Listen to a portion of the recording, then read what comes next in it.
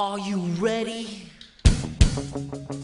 Ladies and gentlemen, boys and girls, children of all ages, Tool to Play presents Still Got Game with Derek D. Smooth Nolan and Joel Dude I Rock Albert.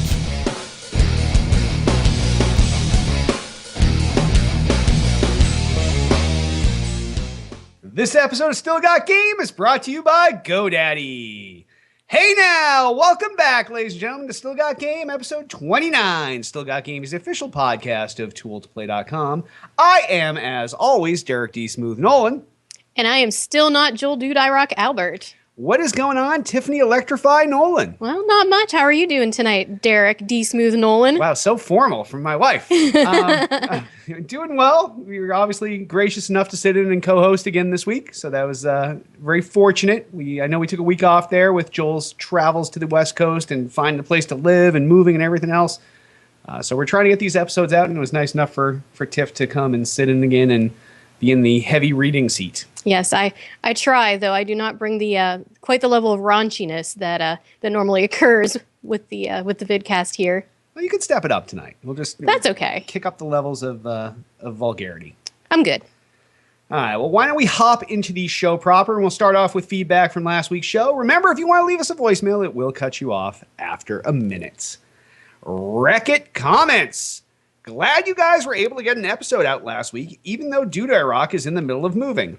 Electrify was a nice change, and she's easier on the eyes than Dude I Rock. Well, that's true. I would hope so, because you married me. Yes. Well, I tried to marry You didn't. I know. It wasn't allowed in our states. No, that's very true. You guys have quite the relationship. But yes, you were definitely easier on the eyes than Dude I Rock. So thank you for the comment, Wreck-It. Also, Dizelbo comments. Aside from the audio problem, great episode last week. The bloopers were fucking hilarious.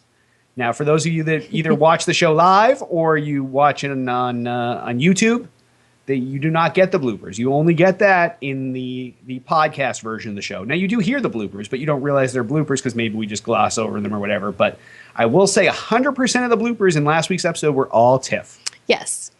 There was a slight reading issue. Several slight reading issues. Yes, but they were funny, and that's why they made it to the outtakes. Last but not least, Rod Todd comments. Thanks for explaining the whole Xbox One home console sharing thing last episode. I really had no clue how it worked, but after hearing the show, I'm wowed. I won't be buying any more discs for R1, as we are planning on getting a second one later this year. Loved the episode.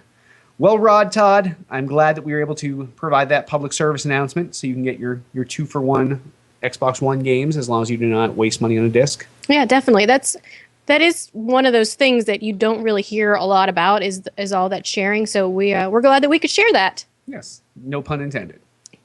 All right, well, if any of you feedback, give us a call, 773-527-2961, or email us at podcast@tooltoplay.com. And site-related news, we're still going to hold off on that until I have Joel Dude I Rock Albert back, so we're just going to glaze right into what we're playing. Tiffany Electrify Nolan, what have you been playing this week? Well, I spent a few hours playing this game called Titanfall. Interesting. And I believe I'm probably at almost 20 hours into, because there's the nice challenges in Titanfall that you can see. But yeah, lots of Titanfall 24/7 if I didn't have to work, eat, or sleep. Well, that sounds familiar. Well, also because it happens in this house, so I knew this. But yes, I've been playing a bunch of Titanfall too. We had the weekend off with some movie marathoning with the kids, but we're back in the Titanfall crack habit right now, and I think we're all in our second gen at this point, and we're just trying to hammer on through. So I can't say enough good stuff about this game. It's so much fun. Though I'm not a huge fan of the generation requirements, especially as we get later on. I'm not sure if you guys have read a lot about it, but I know that there's a later generation that requires a lot of sniper kills, and that's probably where I'm going to end up bowing out. Yeah, the shotgun was bad enough switching to this, going between Generation 2 and Generation 3 and needing 200 shotgun kills. That's not a problem. But getting whatever it is, 7,500 pilot kills with the shotgun, and then using that stupid 40 millimeter gun on the Titans and getting 100 Titan kills with that. They're pretty restrictive. So, tip for those of you that are prestiging to your new generations, look at those generation requirements and start with that weapon, because you really don't want to play through 50 levels and then have to start that up, because you can go the equivalent of 30 levels just trying to get those things done. Yeah, most definitely. Make sure you check those out. Yes. So definitely, and look for us online, DSmooth, Electrify, and we're on all the time. So find us, add us. Pretty much. If you haven't already added me, I don't know what the fuck's wrong with you, but I will even do you a favor, and I will message you something nice like, oh, thank you, dear kind listener or viewer. Stalker. I'm glad that you added me. And then we'll play a game or something at some point. And we'll go from there.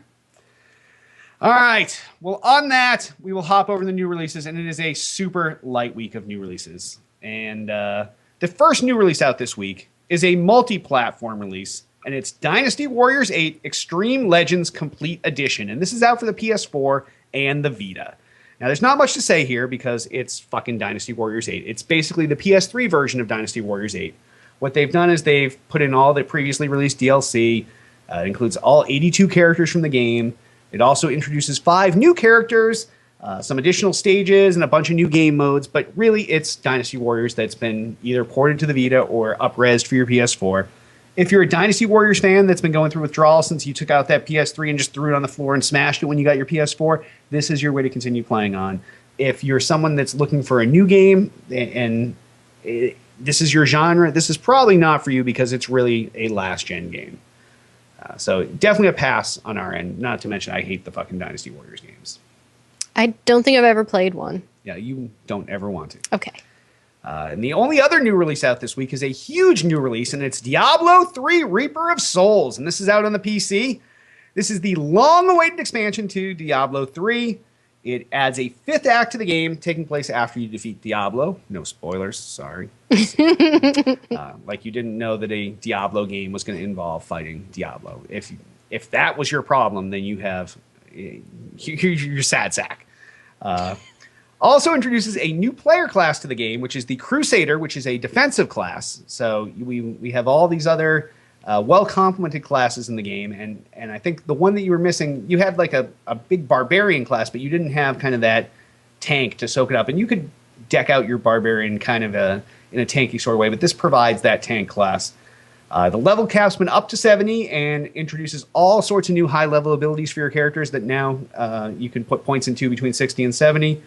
It introduces a new adventure mode that lets you play any part of the world outside of the campaign. So previously you could jump around and play different parts, but really you were jumping around to different chapters of the campaign and either replaying through it, or you couldn't get to later parts of the campaign if you had not played through that yet. So this adventure mode really lets it open up that ability for you just to go in there and play through and churn and grind for shit. Blizzard has said that this is coming to consoles in the future. Right now, we don't know which ones. We basically know the PS4 is on the horizon line for this because they have said that it's coming there. But we do not know about the Xbox One. We do not know the future of the Xbox 360, where it did have Diablo 3, but nobody knows. So I'm super excited about this. Much more so, though. Like I own this game on PC, but I'm not going to pick up the expansion on PC. I'm really excited to wait for this and pick it up on whichever one of the next-gen consoles it comes out on first. So. Yes, ditto. I am so excited for this to come to console. Like, I probably may take a week off of work. I love the Diablo series. I don't really have that much vacation time, but I would take off a week of work just to play through it. I mean, I'm actually really missing playing Diablo on the console. We had it on the Xbox, and I've actually thought about firing up the old Xbox just to play a little bit of Diablo. I mean, that's how much fun the game is. It is a quality piece of work, and especially the version that came out on the consoles, far superior to the version that we end up seeing on PC. So I guess on that, why don't we hop on over into gaming news? First story! Thank you for drawing that out. Titanfall patch helps players escape, crushes lots of bugs. And this comes from Joystick. While Titanfall's online service has been pretty stable, barring, some launch day hiccups, that doesn't mean that Respawn is done with tweaking the game experience. A server update has been applied to the game that fixes a handful of issues, as well as rebalances some of the gameplay. Some of the more notable changes are the damage indicator from electric smoke is now more noticeable, thank God. Arc grenade mine effects no longer draw on friendly pilots and titans. Increase the score limit in attrition. I did not notice that. That went up from 250 to 300. Oh, when did that happen? That's how you played last night. Okay, I did not even notice. Slightly decrease the damage of the smart pistol when not locked onto a pilot. That would also explain that issue I had last evening. Slightly decrease the hip-fire accuracy of the smart pistol. Evac dropships are now more responsive to pilots entering them. Hacking a mega turret will now restore its health to full. Cluster missiles damage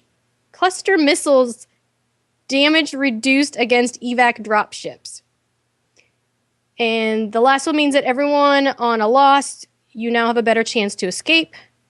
And there's also 20 or so bug fixes covering everything from Titan issues to burn card problems. Wow, that is a lot of updates. There's some really cool stuff in here.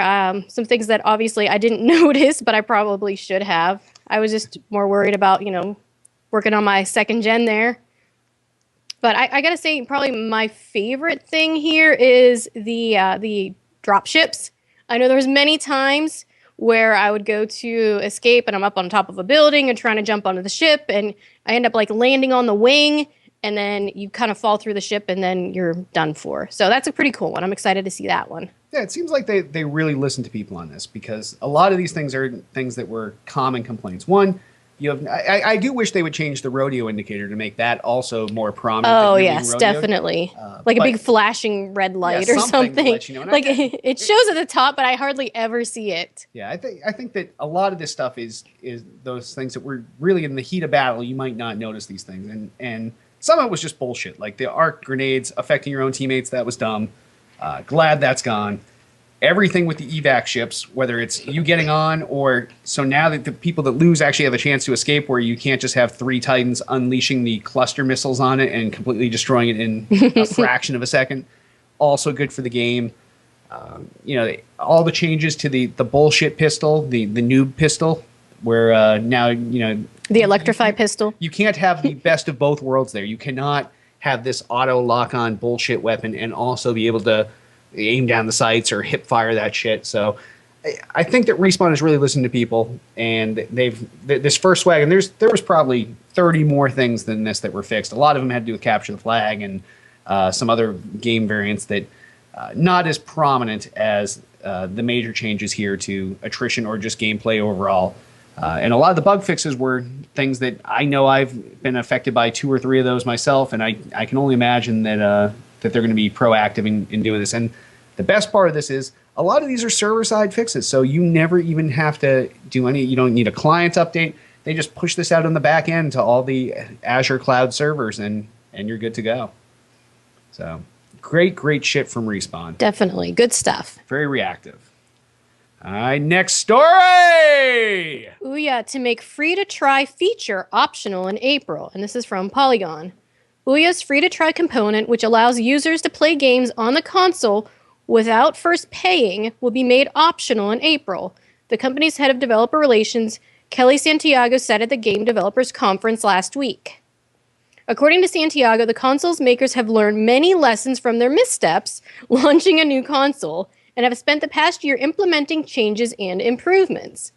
Among them are changes to the console's free-to-try component. Currently, all Ouya games are required to have some kind of free-to-play aspect, whether it be in the form of a free demo, has in-app purchases, or is completely free.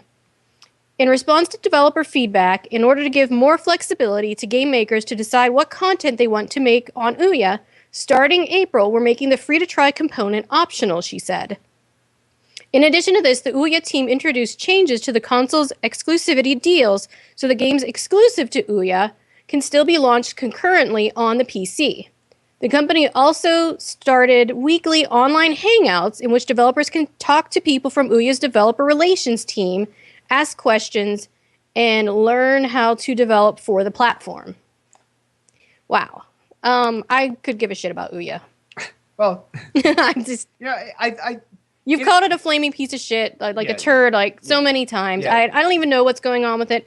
Some of these changes seem to be good, but I kind of like being able to, try things out before buying them. Yeah, I think this is totally backpedaling on their part, because that was the one big pitch when Ouya had their Kickstarter. They're like, and every game on this motherfucking thing is going to have a demo. It's going to be like Xbox Live Arcade. Everything's going to be there. You're going to be able to try it out. You're going to be able to see if you really want to purchase it. So now they're saying, okay, you know what?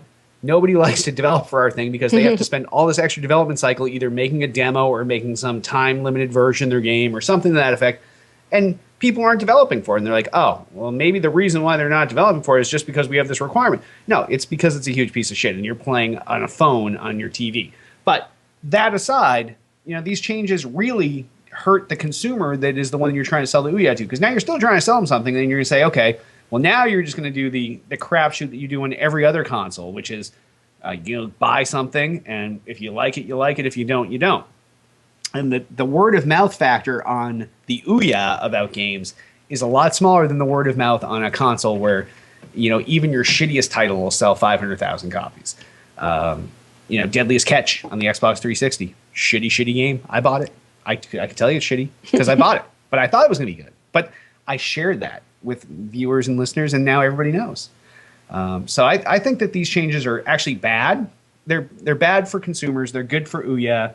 Also, them changing up where now you don't have to be an exclusive on the Ouya. As long as you can't launch on an iPhone or anything else, you can launch on a PC, which is not really a competitor to the Ouya.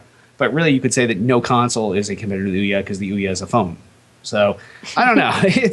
The whole thing's fucked up. I just want these guys to die. I don't know.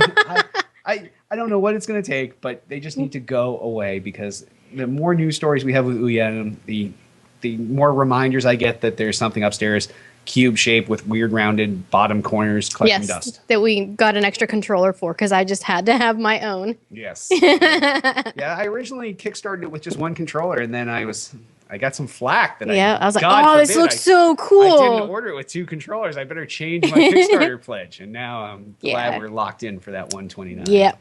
Good stuff. All right. Speaking of pieces of shit, next story. PlayStation 4 supply won't catch up with demand until summer. And this comes from Joystick. For those wanting a PlayStation 4 for new games like Neon Superhero... What? Like Neon Superhero Party, Infamous Second Son, or the upcoming VR helmet Project Morpheus, be warned. PS4s will likely be in limited supply until summer 2014. According to Sony, PlayStation 4 won't catch up to demand until after E3 2014.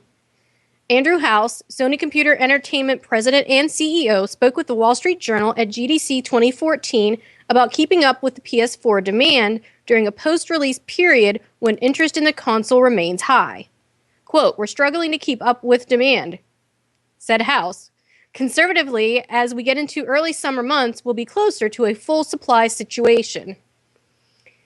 As of the first week of March, Sony had sold 6 million PlayStation 4s worldwide. While the US and Europe account for the bulk of these sales, and thus the bulk of retail demand for the machine, Sony is still releasing PS4 in new territories on schedule. Supply constraints did not affect PS4's Japanese release in February. So this is kind of interesting going on top of the, what were we talking about before? The video, camera? the camera. So have they raised prices now too? That's the one thing they didn't do here. But I'm surprised. I don't.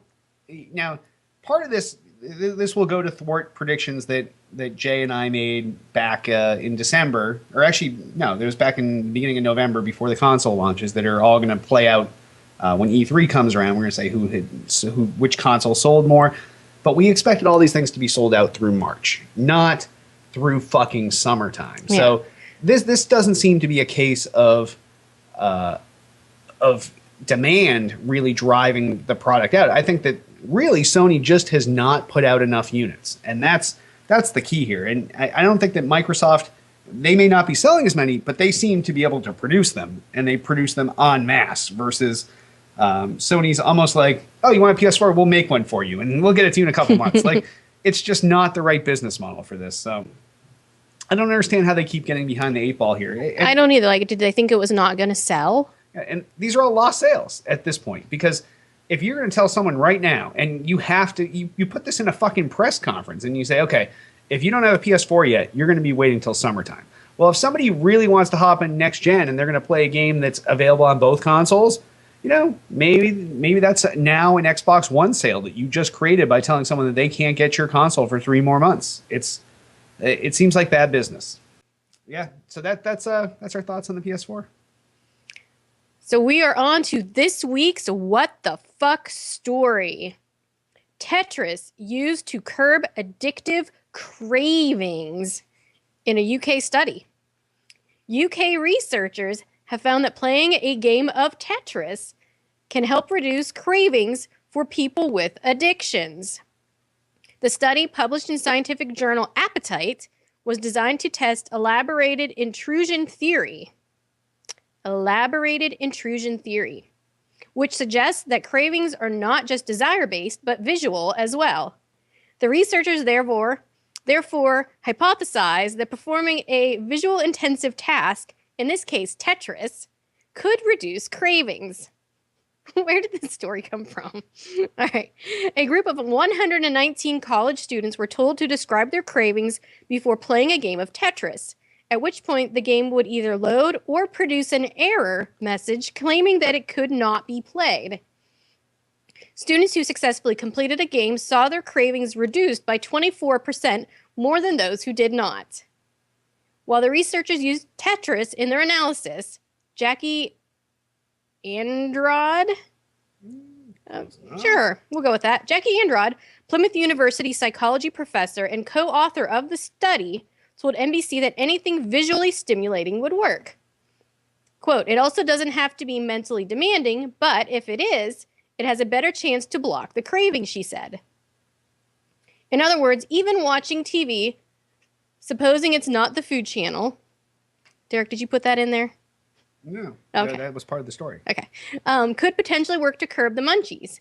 However, the interactive nature of games makes them not only more demanding of your attention, but also more fun, which in turn made participants of the study better adhere to using them as the researchers intended. It's not exactly an isolated event either. We've seen games be used to help get senior women active, thus lowering their levels of urinary incontinence. Where? Okay. The UK has a lot of money to do stuff. Yeah, this is just completely whacked out. Like, of course, if you like look at something else and focus on something else, you're not going to be craving. Yeah, but I do like the fact where they had to describe their cravings, and then they would bogusly give them an error message, being like, "Oh, sorry, no, you're fucked. You can't play. Error." It's an interesting study, but it does go to show that common sense weighs out in scientific studies. I mean, like, I don't know how much they spent on this study, but I probably could have told them that. Yeah, it's pretty rudimentary. And then to make the TV and video game comparison, they're like, well, video games are even more interactive than television. Right. Yes, probably because you're trying to think about doing something as opposed to just absorbing information. But it is fucked up but despite them doing something so rudimentary, it's fucked up that they would do a study like this. It's fucked up that their results are exactly what we know there are. And it's fucked up that they found 119 college kids that they got to do this thing. But I guess college kids, they pay them $5 and you do whatever study. Most definitely. And they were probably like, what do you crave today? You know, like what are they talking like? Here's the answer: sex and drugs. I know. And alcohol. Yeah, it's college. And right? food. Yeah. So, yeah. But yeah, wow. I don't know what else to say about this story, but wow. Okay. So, D Smooth, what do you think of this story? Tiff, this story has me saying, what the fuck? And on that, why don't we hop over into the mailbag and voicemails? Altius asks, you guys always do a fantastic job on your E3 coverage, and it seems like you covered just about everything I like to hear about. Have you guys started to book your E3 meetings yet? And if so, is there anything off the beaten path you'd like to surprise us with again this year? Well, Altius, first off, bro, thank you. Thank you for... Yes. Touched me. Thank you. Yeah.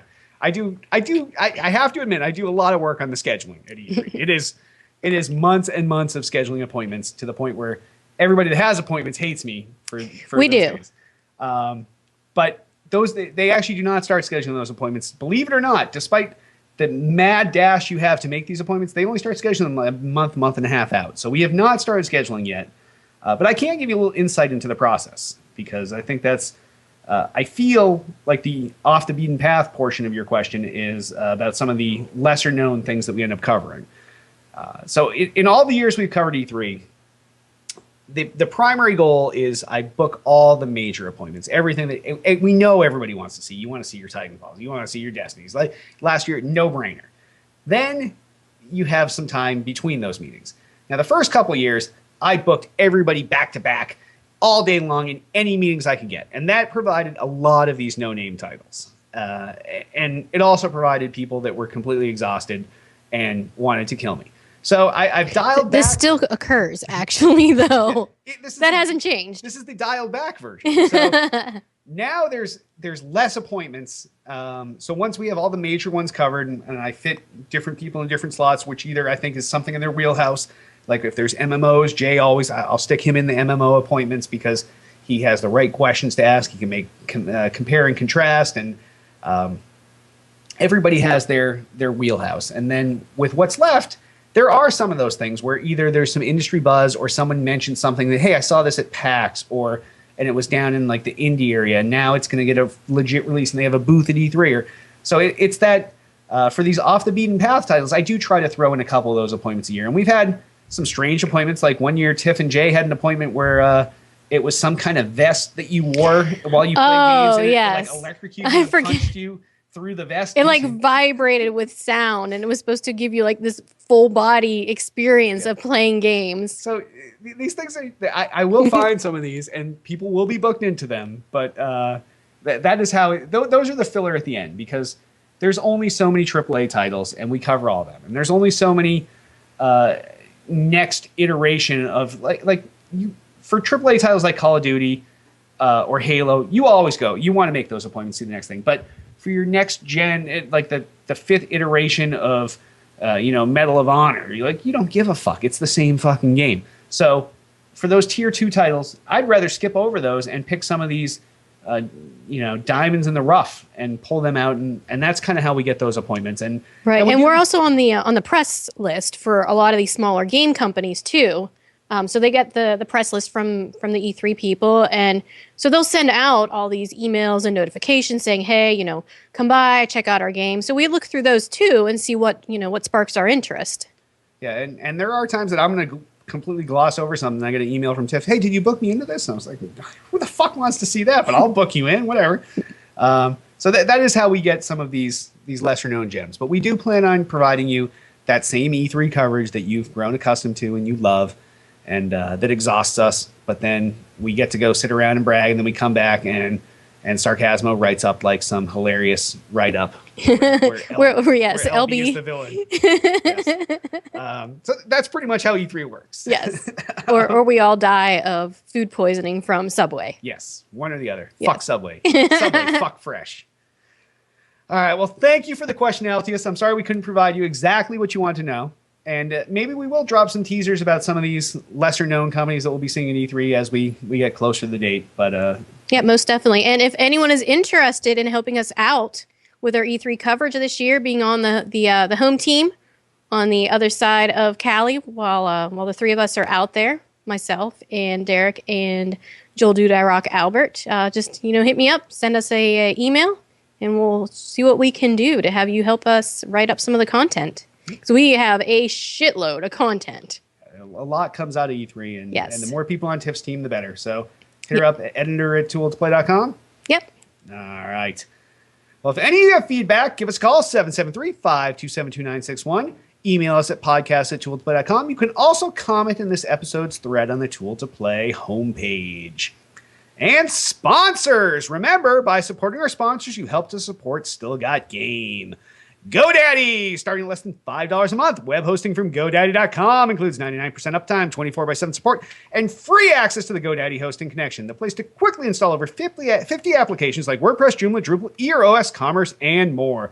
Go to tooltoplay.com/GoDaddy for great deals on new.com registrations and renewals starting at just $1.99. Some restrictions aside. Yeah, nobody ever listens to the fine print anyway. But that, for those of you that wonder what that says, it's some restrictions apply. See site for details. Get your piece of the internet at GoDaddy.com. And if you'd like to sponsor us, you let us know what you're selling. We'll let you know what you're going to pay us. We'll sell it. You pay us. Boom. Done. Twitter us up. You can find everything Tool to Play related at twitter.com/Tool to Play. Everything podcast related at twitter.com/still_got_game. I, king of the fucking internet, got everything that's fucking holding at twitter.com/Derek Nolan. And I am twitter.com/electrify. Facebook the fuck out of us. Facebook.com/Tool to Play. Facebook.com/Derek Nolan. Facebook.com/ Tiff A. Nolan. No, I think it's just Tiff Nolan. No, it's Tiff A. Nolan. No, I don't think there's an A in there. No, it's Tiff A. Nolan. No, there's no A. It's just Tiff Nolan. Right. Someone can confirm that in chat as we Yes. progress on here. But All right, it's go Tiff A. go stalk Nolan. me out, guys. It's right. Tiff Nolan. All right. Also, subscribe to our YouTube channel, youtube.com/Tool to Play. All of Tool to Play's fine video content, like the weekly awesome show, Still Got Game, the quad year show, Thick and Thin with LB and Duty. Quad year? Well, it comes out. Is it like bi-quadly? Yes, it's bi-quadly.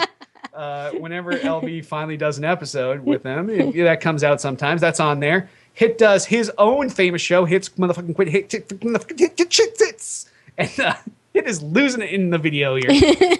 Yes, he loves when you do that. But that is Hit's. That's Hit's baby. He's Yes. like, here's my baby, and I'm gonna name it. He's my motherfucking Hits. Gives that little baby a kiss on the head, just like that. He's like, oh, you're so cute. And he's like, you got a cute little bald head just like me. So, yes, you can find all of our fine video content on there. Also, if you're looking for another way to find that video content, go to the iTunes App Store. Pull down for free the Tool to Play app, which will link you to all of Tool to Play's news content. It'll bring you right into all of our video content. You can find all this stuff there, too, right on your mobile. You can be like, what's up, Tool to Play app? What's fucking... Oh, new episode, Still Got Game. Sorry, driving. I don't have time to hold this steering wheel. And then you just go two hands on the iPhone, you watch that shit while you drive, because that's what people do. And if you get in an accident, it's Hit's fault. It's always Hit's fault.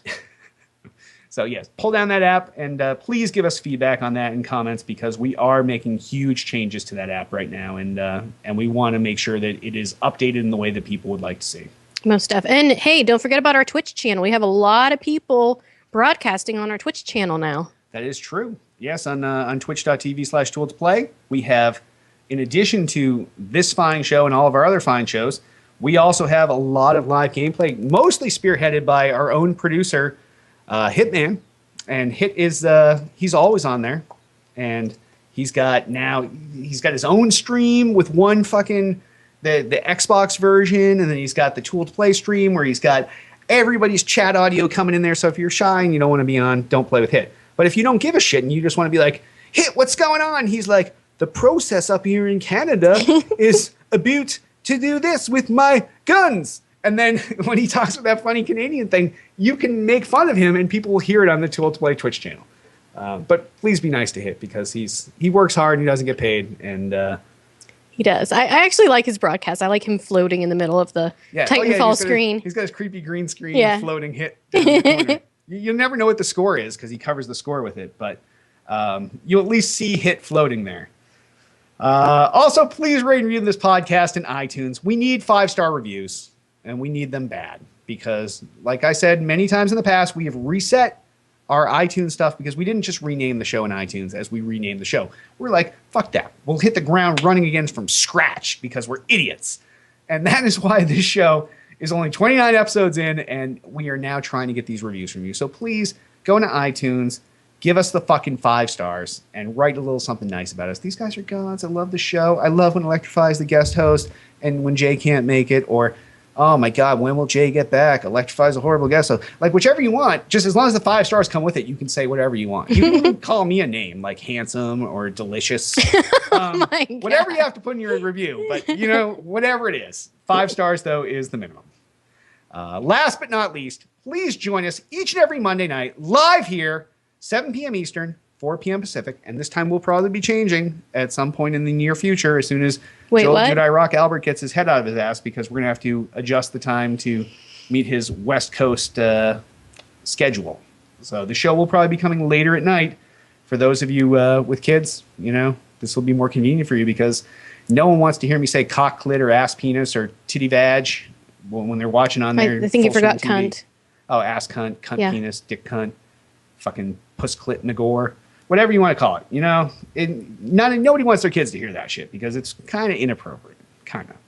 So, like I said, each week, 7 p.m. Eastern, 4 p.m. Pacific, twitch.tv/toolsplay. And I want to thank chat for joining us here tonight. And I guess we will wrap this episode up. I am Derek D. Smooth Nolan. I am Tiffany Electrify Nolan. Wow. That was a short episode.